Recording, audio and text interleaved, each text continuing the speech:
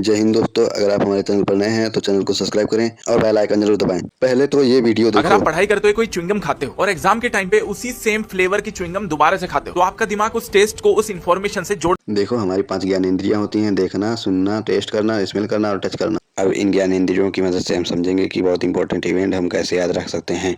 मान लो आपका एक्सीडेंट हुआ है। अब उस घटना को याद करो। आपने कुछ देखा, सुना, टच किया। अब इन 3 इंद्रियों से एक मेमोरी बनती है।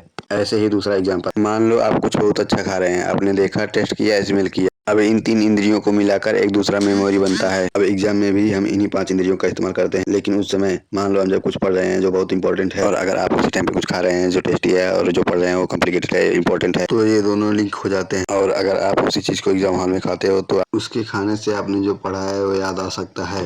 अब ऐसा नहीं है कि पूरी किताब खाते खाते पढ़ा जाए। आपको समझना पड़ेगा कि ये एक टेक्निक एक ही टॉपिक पर काम करती है। एक टॉपिक के लिए दूसरा कुछ खाना पड़ेगा। ऐसे ही वीडियो देखने के लिए चैनल को लाइक शेयर सब्सक्राइब करें और वीडियो कैसा लगा कमेंट करें।